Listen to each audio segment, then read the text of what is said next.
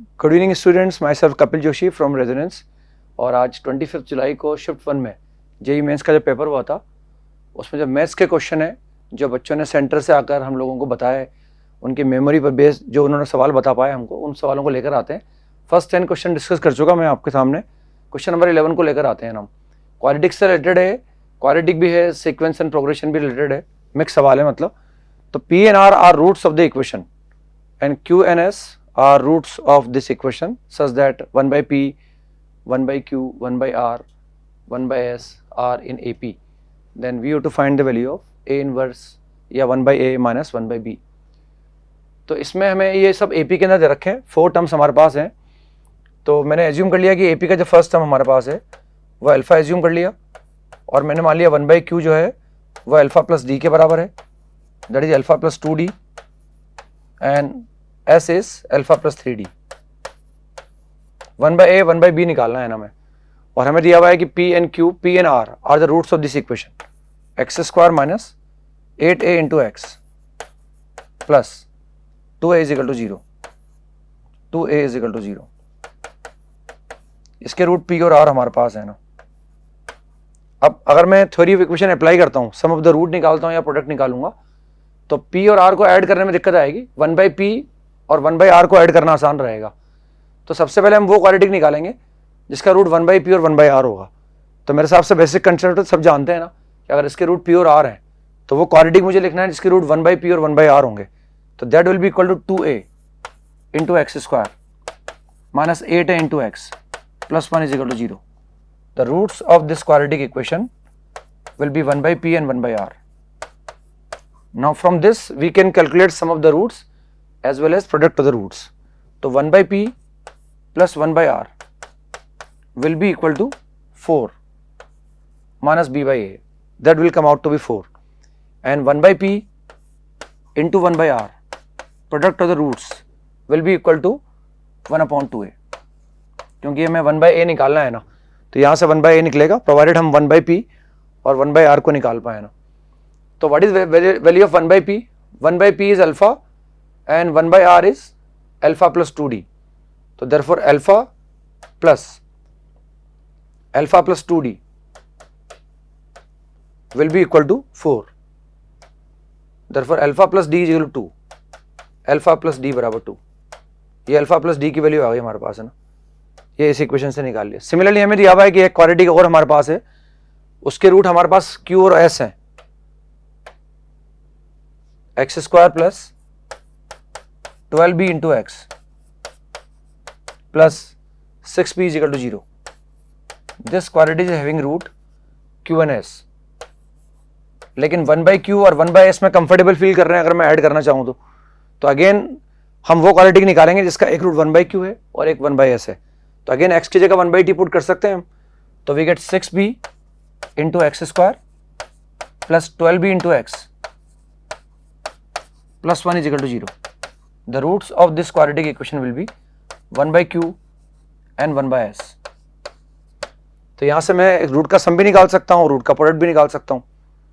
If you want to calculate the value of 1 by q plus 1 by s, then its value will be equal to minus 2, and 1 by q into 1 by s, 1 by q into 1 by s, that will be equal to c by a, that is 1 upon 6p, that is 1 upon 6p। तो ये 1 by b calculate करने के काम आएगा हमारे, और ये 1 by a calculate करने के काम आएगा। ये जो वैल्यू आएगी ये 1 by a कैलकुलेट करने के काम आएगी, प्रोवाइडेड हम p r q s को निकाल सके ना। तो यहां से मैंने 1 by p 1 by r is equal to 4 का यूज करके अल्फा और d में एक इक्वेशन जनरेट कर लिया। ऐसे में यहां से एक इक्वेशन जनरेट कर सकता हूं। The value of 1 by q is alpha plus d and the value of 1 by s is alpha plus 3d। Therefore from this equation we can generate another equation in terms of alpha and d। तो 1 by q is alpha plus d plus and 1 by s is equal to alpha plus 3d, and that is equal to minus 2। तो from this 2 alpha plus 4d is equal to minus 2 means alpha plus 2d is equal to minus 1। अब alpha और D में दो equations आ गई हमारे पास, एक equation ये है और एक इक्वेशन ये है ना। यहां से मैं अल्फा भी निकाल सकता हूं और मैं डी भी निकाल सकता हूं। अगर मैं डी निकालना चाहूं तो डी निकालने के लिए अगर मैं माइनस कर दूंगा from these two equations, we can calculate the value of d will come out to be -3। The value of d will come out to be -3। और अगर डी -3 है then the value of alpha will come out to be 5। तो value of alpha will come out to be 5। तो D तो -3 आ गया, alpha 5 आ गया हमारे पास। बस अब हम 1/a और 1/b कैलकुलेट करने के बारे में सोच सकते हैं ना। 1/a मैं यहां से निकालूंगा और 1/b मैं यहां से निकालूंगा। तो 1/p इज, इन्हीं दो इक्वेशन से मुझे मतलब है ना, तो इन सबको मैं रिमूव कर सकता हूं यहां से। तो 1/p is alpha and 1/r is alpha plus 2d and that is equal to 1/2a। therefore 1/a is equal to 2 times alpha into alpha plus 2d, and we know the value of alpha as well as d, and alpha is 5, so this is 10, again alpha is 5 and that is -6, so 5 into -6, therefore -10, therefore 1/a will be equal to -10। 1/b निकालने के लिए मैं इसका use कर सकता हूं ना, 1/b निकालने के लिए हम इसका इस्तेमाल कर सकते हैं ना। तो 1/q is alpha plus d, 1/q is alpha plus d and 1/s is alpha plus 3d, and that is equal to 1/6b, and from this we can calculate the value 1/b, and 1/b can be written as, इसकी भी कोई जरूरत नहीं है हमें,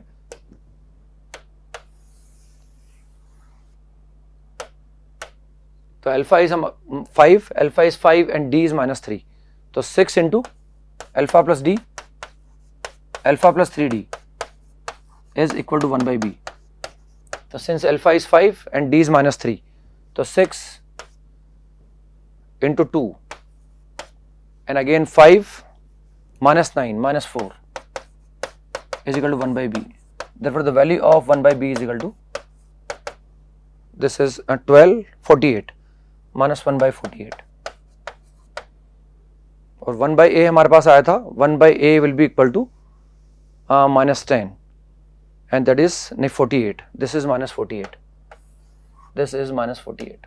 अगर मैं 1/b की वैल्यू कैलकुलेट करूंगा तो -48 आ जाएगा, and therefore 1/a minus 1/b is 38, therefore 1/a minus 1/b, 1/a minus 1/b is equal to -10 minus -48, and the value will come out to be 38, therefore 38 will be the answer।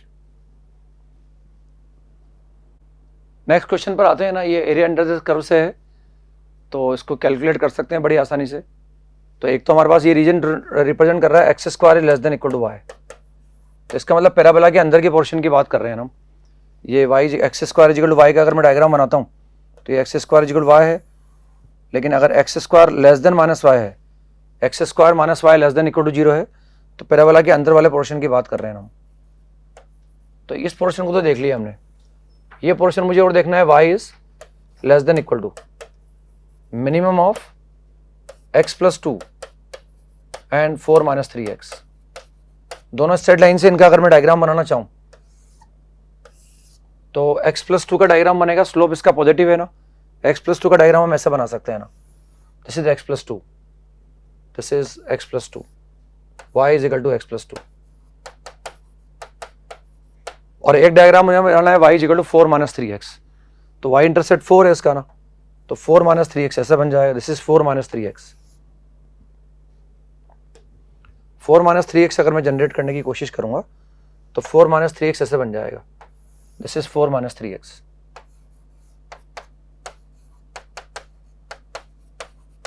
अब minimum वाला portion चाहिए ना, तो minimum का जो नीचे है वो हमें हाईलाइट करना है ना, तो नीचे का मतलब ये वाला पोर्शन आ जाएगा हमारे पास, ये वाला पोर्शन आ जाएगा, तो इससे मिनिमम वाला ये पोर्शन आ गया। अब हमें देखना, दोनों कुछ चीजें कंसीडर करनी, ये भी कंसीडर करना है, ये भी कंसीडर करना है। तो इस पैराबोला का डायग्राम अगर मैं ये बनाना चाहूँ तो पैराबोला का डायग्राम ऐसा बना सकता हूँ मैं, यहाँ पर x square is equal to y का डायग्राम बनाने की कोशिश करूँ तो x square is equal to y ऐसा बन जाएगा। एक्स स्क्वायर वाई को अगर मैं कैलकुलेट करना चाहूँ तो this will be x square is equal to y. अब जो मुझे रीजन निकालना है वो पैराबोला के अंदर का निकालना है और मिनिमम वाला निकालना है ना, तो this will be the required area, this will be the required area. ये रिक्वायर्ड एरिया आ जाएगा। इस रिक्वायर्ड एरिया को निकालना पड़ेगा। उसके लिए हमें ये पॉइंट ऑफ इंटरसेक्शन निकालने पड़ेंगे। इन पॉइंट्स ऑफ इंटरसेक्शन को हमें कैलकुलेट करना पड़ेगा। इनको बड़ी आसानी से निकाला जा सकता है, कैलकुलेट करके देख सकते हैं। अगर मुझे ये पॉइंट निकालना है तो हमें x square is equal to y, और ये जो स्ट्रेट लाइन है y is equal to x plus 2, इनको सोल्व करना पड़ेगा ना। तो सोल्व कर सकते हैं, आई थिंक मेरे हिसाब से कोई बड़ी बात नहीं है। तो this point will become x is equal to -1 and this will be -1,1 -1,1। इस पॉइंट को निकालने के लिए मैं दोनों लाइन को सोल्व कर सकता हूँ, तो आई थिंक इसको भी निकाला जा सकता है। And that will come out to be x is equal to 1/2, क्योंकि अगर मैं इक्वेट कर दूंगा तो we get 4x is equal to 2, तो x इज इक्वल टू 1/2, और अगर x 1/2 है तो y will be equal to 5/2। अगर x 1/2 होगा तो y 5/2 आ जाएगा ना। इस पॉइंट को निकालना चाहूँ तो parabola x square is equal to y and y is equal to 4 - 3x को हमें सोल्व करना पड़ेगा। तो उसके लिए अगर मैं इसको कैलकुलेट करूंगा तो I think this will come out to be 1,1। x is equal to 1 पर y इज इक्वल टू 1 आ जाएगा। सोल्व कर सकते हैं हम x square is equal to y को, और लाइन को अगर मैं सोल्व करूंगा तो 1,1 आ जाएगा। बस अब इंटीग्रेशन का यूज करना है हमें एरिया निकालने के लिए। तो जो शेडेड रीजन है उसका एरिया निकालने के लिए the required area is equal to, therefore required area will be equal to -1 to half, और एक मुझे हाफ टू 1 यूज करना पड़ेगा। This is x is equal to half. एक मुझे यूज करना पड़ेगा half to 1, this will be half to 1। अब अगर मैं -1 से हाफ यूज करता हूं तो लाइन ऊपर है और पैराबोला नीचे है ना, तो लाइन से अगर मैं y निकालूंगा तो that will B x plus 2 minus parabola जो है लिमिट मैंने x की लगा रखी है, तो फंक्शन भी x का आएगा x स्क्वायर dx प्लस, अब हाफ से 1 पे आ रहे हैं अपन, अगेन लाइन ऊपर है लेकिन लाइन का इक्वेशन डिफरेंट है, 4 - 3x, तो that is 4 - 3x minus parabola को लिखेंगे तो x square dx। I think अब मेरे हिसाब से इंटीग्रेट कर सकते हैं आप, है ना। ये इंटीग्रेट कर लेंगे, सिंपल पॉलिनोमियल एक्सप्रेशन है, इसको भी इंटीग्रेट किया जा सकता है, और इंटीग्रेट करके अगर मैं कैलकुलेट करूंगा तो answer will come out to be 17/6। Answer will be 17/6। Next question पर आते हैं, प्रोबेबिलिटी से है। 2 fair dice are thrown together.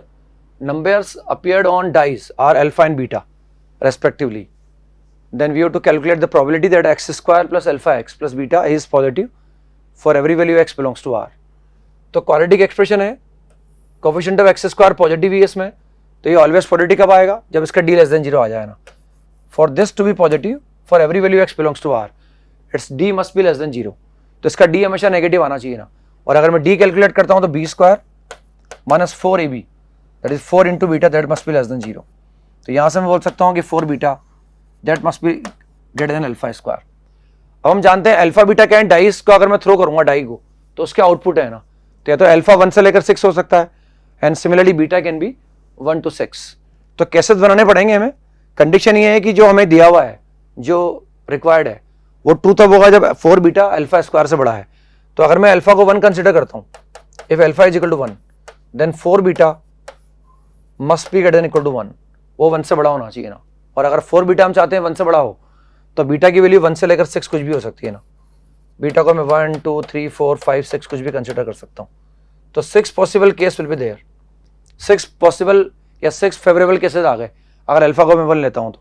अगर मैं अल्फा को 2 लूंगा then 4 beta must be greater than 4, then 4 beta must be greater than 4, it means beta must be greater than 1।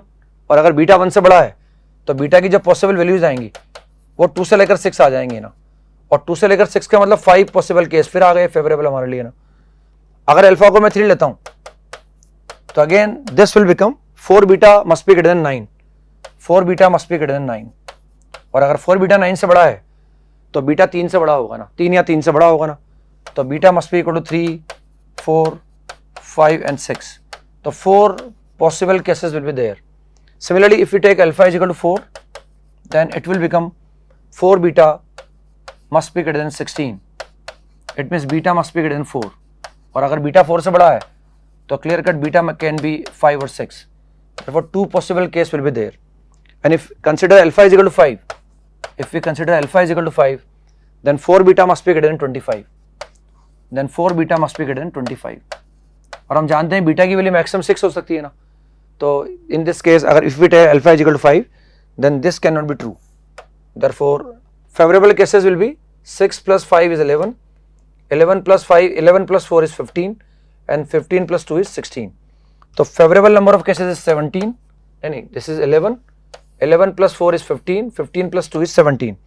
तो favorable number of cases is 17, and दो dice को throw कर रहे हैं हम, तो total number of cases are 36. तो this will be the required probability, 17 upon 36. The correct answer is 2. Next question पर आते हैं ना. अगेन ये प्रोबेबिलिटी से बायनॉमियल प्रोबेबिलिटी डिस्ट्रीब्यूशन की बात कर रहे हैं अपन.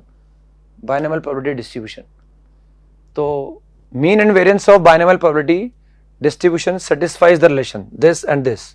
दो इन्फॉर्मेशन गिवन है हमें, and we have to calculate the probability of getting 1 or 2 successes in this distribution. Since we know that mean of binomial probability distribution is mu is equal to np, and the variance is npq. Variance is npq. हम जानते हैं p is representing the probability of success and q is representing the probability of failure, and n is representing the number of trials. तो since sum of mean and variance is 24, तो np plus npq is equal to 24. तो इसको अगर मैं simplify करता हूं तो np will become 24 upon 1 plus q.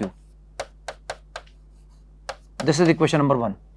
Second information जो हमारे पास है मीन इंटू वेरियंस, तो since mean is np and the variance is npq, that is equal to n square p square into q, and that is equal to 128. ये given है कि 128 है ना. Since we know the value of n into p, तो n into p की जो value उसको substitute अगर मैं करता हूं यहां पर, तो we get 24 into 24 upon 1 plus q, 1 plus q into q is equal to 128. तो सिंप्लीफाई कर सकते हैं इस इक्वेशन को ना. अगर मैं इसको सिंप्लीफाई करूंगा तो it will become quadratic in q, और अगर इसको मैं सिंप्लीफाई करता हूं तो I think this will be 2q square minus 5 into q plus 2 is equal to 0. इस तरह से क्वाड्रेटिक आ जाएगी अगर मैं इसको सिंप्लीफाई करूंगा. तो we get 2 values of q. Q is half and q will be equal to 2. Since we know that this is q is probability of failure, तो क्यू 2 तो हो नहीं सकता है ना, तो this is not possible. therefore the acceptable value of q is half, or since p plus q is equal to 1, therefore p will come out to be again half. p will come out to be half. तो now p की value मुझे पता है, q मेरे पास है, तो अब मैं n निकाल सकता हूँ ना, और n निकालने के बाद ही मैं probability of getting exactly 1 और 2 सक्सेस का probability मैं कैलकुलेट कर पाऊंगा ना. और n को निकालने के लिए इसका यूज कर सकते हैं हम, since now we have calculated the value of p and q. Now from this we can calculate the value of n. So n will come out to be n into half is equal to 24, and q is again half, so that is 3/2. तो 3/2 से आएगा 8, 8 से आएगा हमारे पास 32. Therefore the value of n will be 32. The value of n will come out to be 32. जो n की value आएगी यहाँ से, that will be equal to 32. तो n हमारे पास है, नंबर ऑफ ट्रायल्स हैं, probability of success हमारे पास है, probability of failure है. Now we have to calculate the probability of 1 or 2 successes. So that will be equal to 32c1. This is probability of 1 success.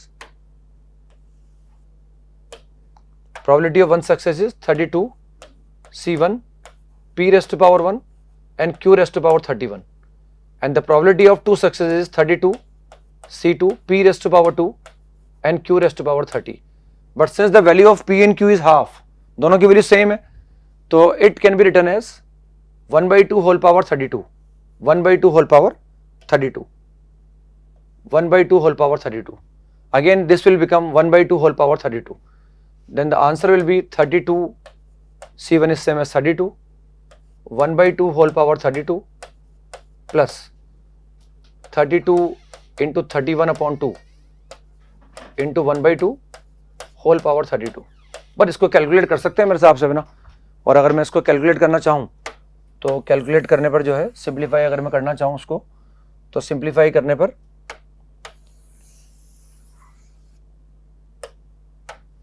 32 half rest to power 32 को मैं common ले सकता हूँ ना, तो 32 प्लस 16 इंटू 31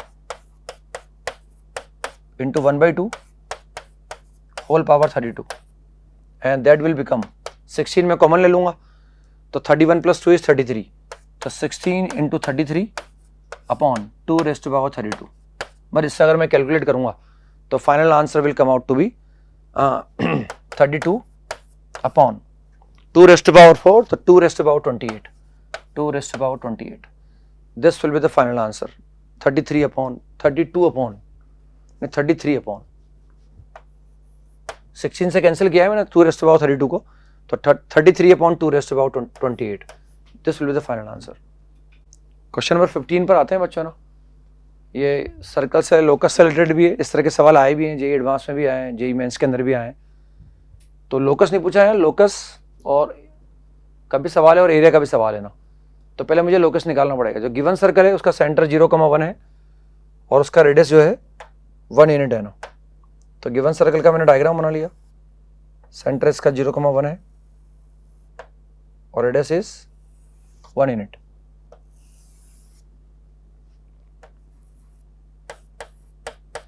अब एक वेरिएबल सर्कल है, इसका सेंटर अल्फा, बीटा है, दैट ऑल बीटा पॉजिटिव है यानी सेंटर वाई एक्सिस के ऊपर है, एक्स एक्सिस के ऊपर है, and that is always touching the circle, this fix circle and the x axis.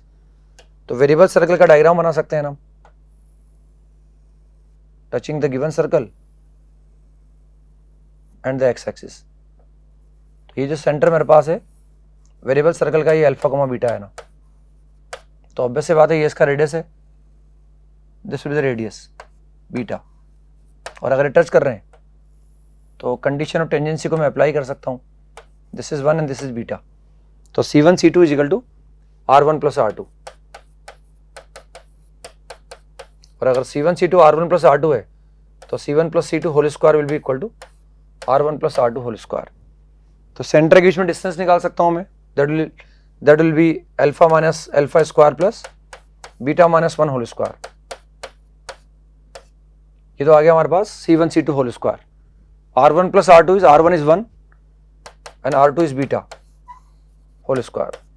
इसको अगर मैं सिंप्लीफाई करूं तो we get alpha square is equal to 4 beta. Therefore locus of the center of the variable circle is x square is equal to 4y। अब basically जो locus आया है और ये जो हमारे पास line y is equal to 4 है, इनसे जो एरिया बाउंड हो रहा है लोकस से और y इज इक्वल टू 4 से, वो एरिया मुझे कैलकुलेट करना है ना।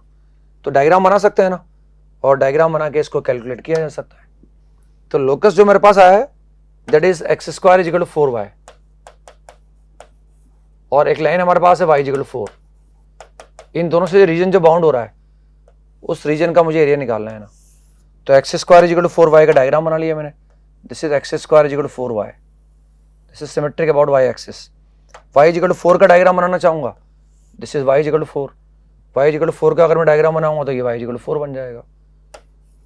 अब इन दोनों से जो रीजन बाउंड हो रहा है वो रीजन हमारे पास ये है ना, ये रीजन मुझे कैलकुलेट करना है ना, इस रीजन का मुझे एरिया निकालना है। We have to find the area of this region. तो इक्वेशन हमारे पास पैराबोला की भी है, लाइन की भी है। तो पॉइंट्स ऑफ इंटरसेक्शन अगर मैं निकालूंगा तो मैंने एज्यूम कर लिया ये पॉइंट हमारे पास ए है, let this point is B, this point is C and this point is D. काफी सवाल भी किए इस तरह के, जेई में भी आते हैं इस तरह के सवाल। तो ये जो शेडेड रीजन का एरिया है that will B 2/3 of the area of the rectangle ABCD। Rectangle ABCD का एरिया निकाला जा सकता है, दिस पॉइंट इज 4,0। अगर मैं y बराबर 4 रखता हूँ तो we get x square equal 16। तो ये 4,0 आ जाएगा, ये -4,0 आ जाएगा। ये हाइट दिख रही है हमें, ये हाइट 4 के बराबर है। तो the area of this rectangle will be 8 × 4 and the required area will B 2/3। Required area is 2/3 of the area of the rectangle and the area of the rectangle is 32, that is 64 upon 3 and that will come out to be 21.33, that will come out to be 21.33। so therefore this is the required area। next question reasoning से आया ना, question number 16 की बात करते हैं। which of the following is a tautology, इनमें से कौन सा एक्सपेरिमेंट टोटोलॉजी को रिप्रेजेंट कर रहा है ये हमें देखना है ना। तो या तो पूरा हर एक्सपेरिमेंट का ट्रुथ टेबल बना के देखें, काफ़ी टाइम कंज्यूमिंग होगा, तो थोड़ा hit and trial process follow कर सकते हैं। जितने भी एक्सपेरिमेंट है चाहे फर्स्ट ऑप्शन में है चाहे सेकंड में है, वो सब P = 2 की फॉर्म में लिखे हुए हैं ना, वो सारे एक्सपेरिमेंट इस फॉर्म में लिखे हुए हैं। और हम जानते हैं ये स्टेटमेंट फॉल्स तभी होता है जब P तो ट्रू हो, यानी ट्रू एम्प्लाइज फॉल्स, ही फॉल्स होता है ना। तो हम टोटोलॉजी मुझे चेक करना है तो इनको फॉल्स लाने की कोशिश करते हैं ना हम। अब देखो ये जो स्टेटमेंट है फॉल्स कब आ सकता है, ये फॉल्स तब आएगा जब T ट्रू एम्प्लाइज फॉल्स बन जाए ना। तो उसके लिए मैंने P को ट्रू मान लिया ना, P को मैंने ट्रू मान लिया। फर्स्ट वाला चेक कर रहे हैं, P को अगर मैं ट्रू मान लेता हूं तो ये अपने आप फॉल्स हो जाएगा ना। और अगर मैं Q को भी फॉल्स मान लूं तो फिर ये ट्रू इंप्लाइज फॉल्स बन जाएगा। यानी अगर मैं P को लेता हूं ट्रू, हिट एंड ट्रायल से कर रहा हूं, जल्दी आएगा। मैं ट्रू इंप्लाइज फॉल्स लाने की कोशिश कर रहा हूं, मतलब मैं इन गिवन स्टेटमेंट को फॉल्स लाने की कोशिश कर रहा हूं। और अगर ये फॉल्स आ जाएंगे तो that can not B tautology. तो उसको फॉल्स लाने के लिए मैंने P को ट्रू मान लिया। अब मैं ट्रू इंप्लाइज फॉल्स लाने की कोशिश कर रहा हूं। P को ट्रू मानने से ये फॉल्स आ गया, और Q को भी अगर मैं फॉल्स ले लूंगा, तो ये स्टेटमेंट फॉल्स होना पॉसिबल है। Therefore this cannot be tautology। ऐसे में यहां जाता हूं, इसको मैं ट्रू इंप्लाइज फॉल्स लाने की कोशिश कर रहा हूं। तो थर्ड वाले के स्टेटमेंट के अंदर हमने Q को फॉल्स मान लिया, Q को फॉल्स, और अगर ये फॉल्स है तो ये फॉल्स हो जाएगा ना। अगर ये फॉल्स है तो ये फॉल्स हो गया ना। और फॉल्स होने के बाद फिर हम देख सकते हैं कि अगर मैं P को ट्रू मान लूंगा तो ये भी फॉल्स आ जाएगा ना। नहीं, मैं चाहता हूं ये फॉल्स आ जाए और ये ट्रू आ जाए ना, तो इसको ट्रू लाने की कोशिश कर रहे हैं हम। तो अगर मैं इसको Q को फॉल्स लेता हूं तो ये फॉल्स आ जाएगा, और उस केस में P को क्या ले लो आप, P को ले लो आप फॉल्स, P को ले लो फॉल्स। तो P को अगर मैं फॉल्स ले रहा हूं तो ये ट्रू बन जाएगा, ट्रू आता ही ये ट्रू हो गया, और Q को मैंने फॉल्स लिया है तो ट्रू इंप्लाइज फॉल्स बन गया। यानी ये भी जो है this can not B tautology. Similarly हम यहां आते हैं ना, यहां आने के बाद भी हम P को एज्यूम करते हैं फॉल्स। तो P को अगर मैं फॉल्स लेता हूं तो ये फॉल्स हो जाएगा, इसको ट्रू लाने की कोशिश कर सकता हूं मैं। तो जैसे ही P फॉल्स होगा ये अपने आप ट्रू बन जाएगा, और इसके ट्रू आते ही ये पूरा ट्रू हो जाएगा। तो P को फॉल्स मानने से ये ट्रू इंप्लाइज फॉल्स बन गया, यानी ये भी टोटोलॉजी नहीं हो सकता। Therefore this will B tautology. या अगर मैं डायरेक्ट फोर्थ पे फोकस करता तो शायद जल्दी चेक कर पाता है। मैंने हिट एंड ट्रायल लगा के मान लो मैं फोर्थ ऑप्शन को पहले चेक करता तो हम ट्रू इंप्लाइज फॉल्स लाने की कोशिश करते। तो Q को मैं अगर ट्रू मान लूंगा, Q को अगर मैं ट्रू मान लूंगा तो Q को ट्रू मानने के बाद ये ट्रू हो जाएगा, और लगा पाता ये भी ट्रू आ जाएगा। यानी जब Q ट्रू है तो ये फॉल्स कभी हो नहीं सकता। तो ट्रू इंप्लाइज ट्रू आ गया मतलब है ना, यानी ये फॉल्स कभी नहीं हो सकता। Therefore this will B tautology. अगर सारा पूरा ध्यान पहले फोर्थ ऑप्शन पे जाता, हमारा फोर्थ ऑप्शन को चेक करना आसान था, मैंने सारे चेक करके बता दिए। वैसे हिट एंड ट्रायल से आपको the correct answer will B fourth will be the correct answer. Question पर आते हैं ना, कॉम्प्लेक्स नंबर से रिलेटेड है। हम देख रहे हैं भाई ये जो भी बच्चों ने बताया डेटा, उस हिसाब से हम ये सवाल लेकर आए हैं आपके साथ, है ना। डेटा हो सकता है कुछ आगे पीछे हो ना। तो T एक सेट को रिप्रेजेंट कर रहा है, तो ये एक सर्कल की इक्वेशन है ना हमारे पास, है ना। सर्कल की बाउंड्री है या उसकी अंदर वाले रीजन को रिप्रेजेंट कर रहा है ना। सर्कल का सेंटर हमारे पास कितना है, इसको लिख सकता हूं मैं Z minus, that can be written as Z modulus of Z minus 3 minus 2 iota. तो सेंटर इसका फिक्स है and less than equal to n/4। तो वो सर्कल जिसका सेंटर ये है 3, -2, और रेडियस कितना है उसका n/4। n नेचुरल नंबर दिया हुआ है मैंने। तो सर्कल की बाउंड्री और सर्कल के अंदर का रीजन है ना। सिमिलरली ये भी जो है सेकंड इक्वेशन जो हमारे पास है, that is Z - 2 - 3 iota, that is less than equal to 1/n, less than equal to 1/n। ये भी एक सर्कल है, इसका सेंटर ही है, उसके अंदर का रीजन है या बाउंड्री को रिप्रेजेंट कर रहा है। हम चाह रहे हैं इनका जो इंटरसेक्शन है वो 5 आ जाए ना। तो अगर इंटरसेक्शन अगर हम 5 चाहते हैं तो ओनली पॉसिबल जो केस बनेगा वो ये है कि भाई ये completely apart from each other आ जाए, completely apart from each other. क्योंकि अगर ये कट करेंगे तो भी कुछ ना कुछ कॉमन आएगा, टच करेंगे तो भी कुछ ना कुछ कॉमन आएगा। और अगर एक सर्कल दूसरे के अंदर आ जाए, इसको मैं उसके अंदर कर दूं या उसको उसके अंदर कर दूं, तो भी इनफाइनाइट पॉइंट मिलेंगे हमें जो T और S में कॉमन होंगे। अगर हम चाहते हैं T इंटरसेक्शन 5 आ जाए तो these circles will be completely apart from each other. उसके लिए मैं कंडीशन लगा सकता हूं कि C1 C2 must be greater then R1 + R2। अब C1 C2 की मैं बात करूं तो इस सर्कल का जो सेंटर आएगा हमारे पास, दैट इज 3, -2, और इसका जो रेडियस हमारे पास है R1 = n/4। दूसरे सर्कल के सेंटर की बात करें तो C2 will B 2, -3 and the radius of this circle is 1/n। तो C1 C2 मैं कैलकुलेट कर सकता हूं। तो C1 C2 will be equal to square root of 1 plus 1 and that is greater than R1 plus R2. R1 is n by 4 and R2 is 1 by n. अब मुझे इसको solve करना है and we have to calculate the number of possible values of n.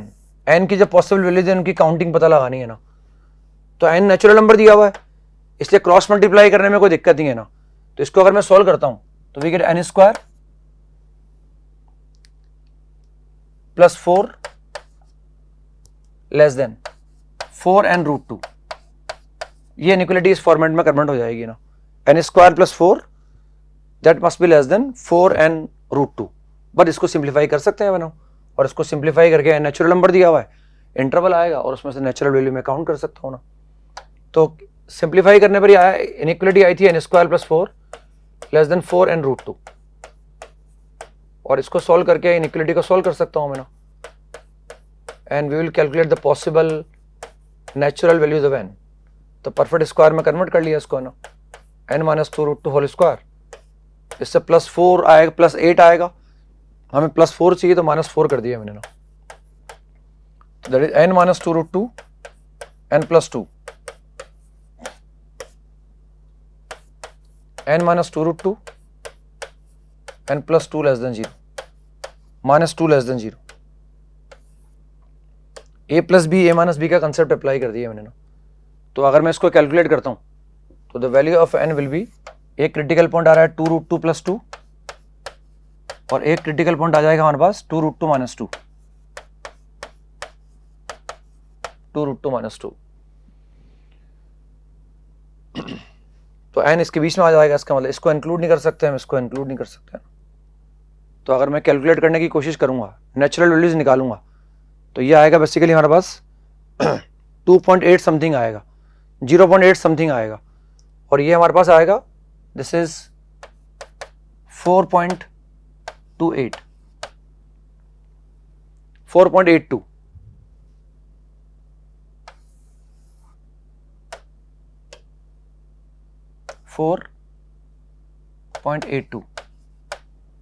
तो मुझे values निकालनी है, तो the possible values of n will be equal to 1 2 3 and 4.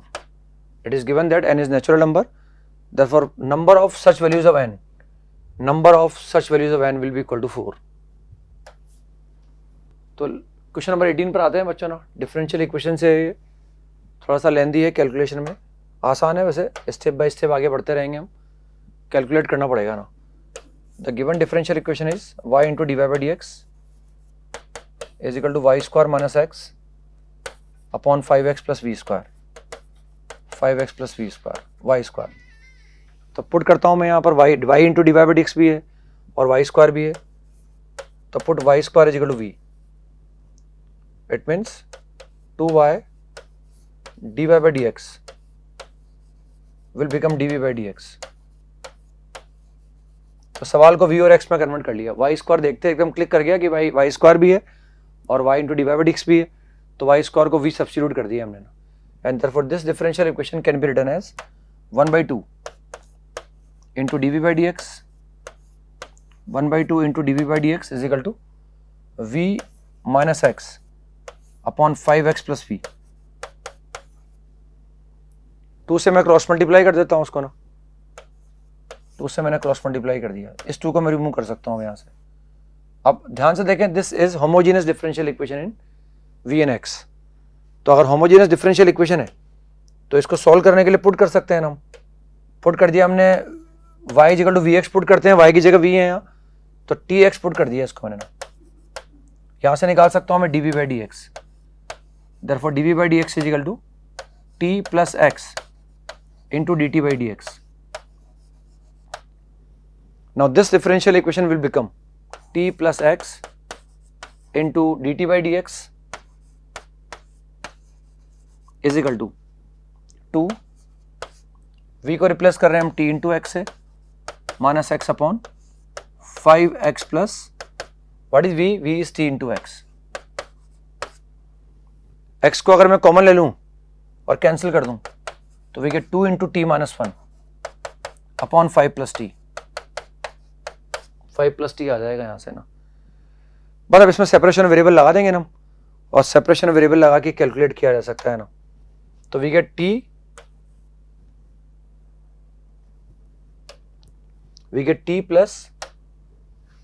Plus X dt by dx is equal to 2 into T minus 1 upon 5 plus T बोलूँ या T plus 5 बोलूँ, एक ही बात है ना। पर अब इस टी को इंटरचेंज कर लो आप, सेपरेशन वेरिएबल लगाने के लिए इस टी को मैंने इंटरचेंज कर लिया ना। तो टी को अगर मैं इंटरचेंज कर लूँगा तो यहाँ से टी रिमूव हो जाएगा ना। बस अब उसको मैं मैनिपुलेट करता हूँ ना, और अगर मैं मैनिपुलेट करूँगा तो we get 2t minus 2 minus 5t minus T square upon T plus 5 upon T plus 5। और सेपरेशन वेरिएबल लगाने के लिए टी वाली टर्म्स को dt के साथ लेके आ जाता हूँ मैं ना। तो that is T plus 5 upon, और वो सब नेगेटिव आएंगे, टी स्क्वायर नेगेटिव है, माइनस 3t नेगेटिव आएगा, that is become T square plus 3t plus 2 dt is equal to minus dx upon x। Now integrate both the sides, दोनों तरफ मैं integrate कर दूंगा ना। तो इसको इंटीग्रेट कर सकते हैं ना हम, इंटीग्रेट करने के लिए इसके फैक्टर भी हो रहे हैं ना, और फैक्टर हमने कर दिया इसके t plus 1 into T plus 2, और उसको लिख लिया हमने t प्लस 2 प्लस 3, ताकि सेपरेट कर कर इंटीग्रेट करना आसान रहेगा। And that can be written as minus ln x and the constant of integration can be written as ln c।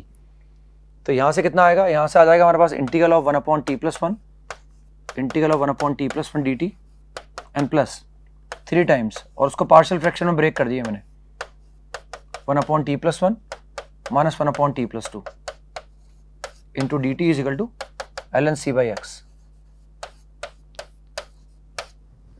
अब यहां से 1 अपॉन टी प्लस 1 है या 3 अपॉन टी प्लस 1 है, तो that is 4 into ln of T plus 1 minus 3 into ln of T plus 2 and that is equal to ln c by X. बस अब log m minus log n की form लगा दो उसमें ना, और उसको कैलकुलेट करके देख सकते हैं अपन ना। तो कितना आ गया था, 4 into ln t plus 1 minus 3 into ln t plus 2 and is equal to ln of c by X. तो यहां से अगर मैं सिंप्लीफाई करूं तो we get t plus 1 to the power 4 upon and t plus 2 to the power 3 whole power 3 is equal to c by X. Now what is t? T is equal to basically v is equal to tx. Therefore t is equal to v by x. And what is v? V is y square. So we are replacing t by y square by x. So we get y square by x and y square plus x upon x whole power 4 upon y square plus 2x upon x whole power 3 is equal to C by X. और इसको अगर मैं simplify करूंगा तो we get Y square plus X whole power 4 upon X to the power 4 and that is 2x plus Y square whole power 3। जो x cube आएगा उसको मैं ऊपर ले जाता हूँ ना, and we get C by X. तो बस ये एक्स क्यूब से 1 बाई एक्स क्रिएट होगा और इससे ये एक्स कैंसिल हो जाएगा। Therefore the final solution is x plus y square whole power 4 upon 2x plus y whole cube is equal to c. This will be the final answer. So I think answer will be first will be the correct answer. X plus y square whole power 4 and 2x plus y square whole cube is equal to c. This will be the correct answer.